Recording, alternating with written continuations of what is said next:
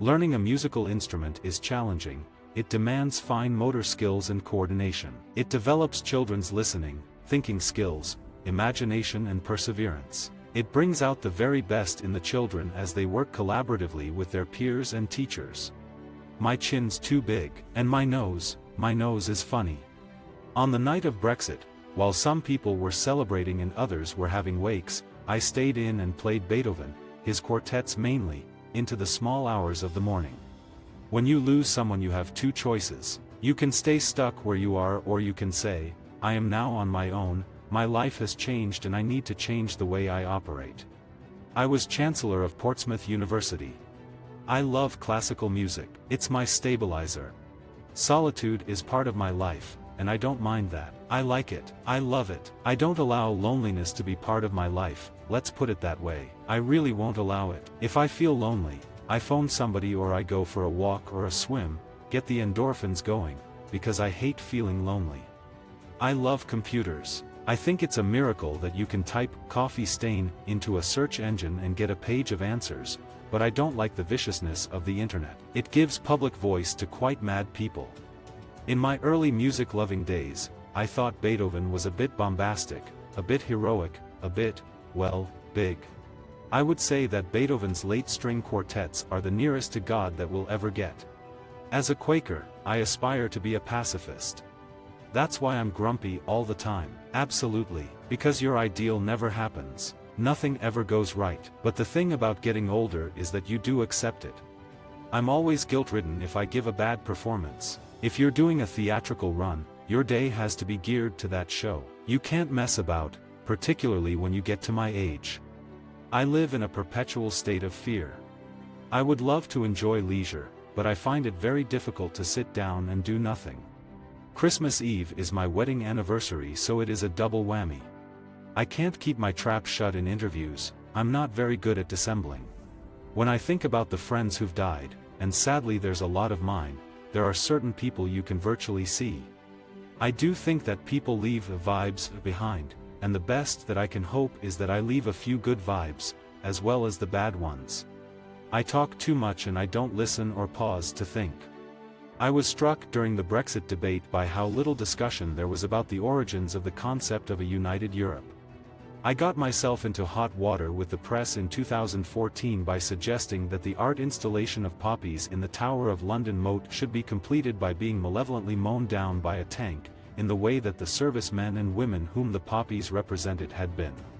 My own efforts at peacemaking have been easy, in fact, rather enjoyable. CND marches, demos, protest meetings in Trafalgar and Grosvenor Squares, and visits to the women at Greenham, especially the glorious day in 1983 when thousands of us embraced the base and pinned beautiful pictures and objects to the ugly wire.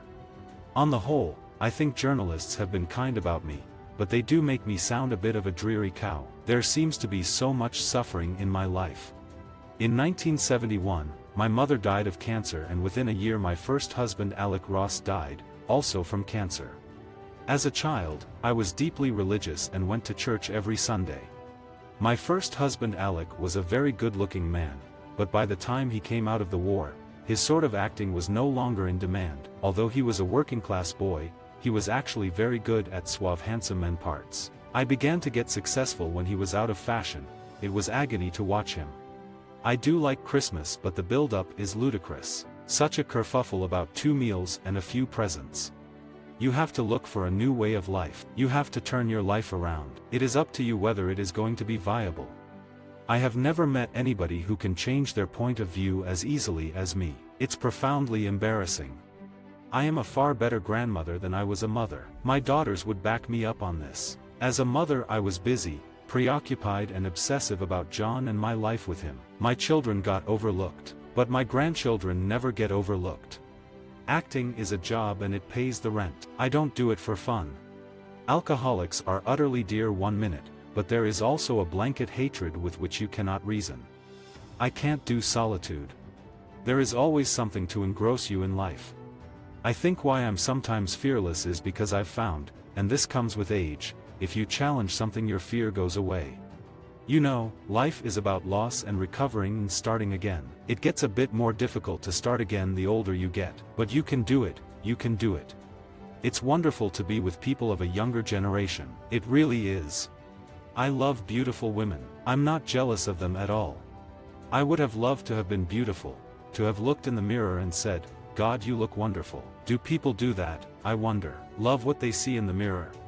I was always a girl who wanted to please her dad, and he so wanted me to succeed. Being a grandma is lovely. In some ways I'm quite strict, in terms of morality, honesty, things like that, and manners. I've never been one of those nanas who pretends to be young. I much prefer grandmotherhood to motherhood. I've always used diaries to pour out my feelings at the end of each day, as a sort of therapy. I only wrote one diary to be read by others. I went on an exchange to France, working as an au pair, when I was 14, and in a battered red notebook I wrote my experiences for my father to read later. My husband John Thaw worked with many directors, some of whom cut their teeth working on the Sweeney, Kavanagh QC, and Morse, before going on to illustrious careers.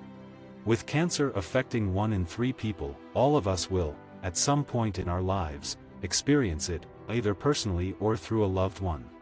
Around a quarter of cancers eventually spread to the brain. As people live longer, their risk of developing cancer increases.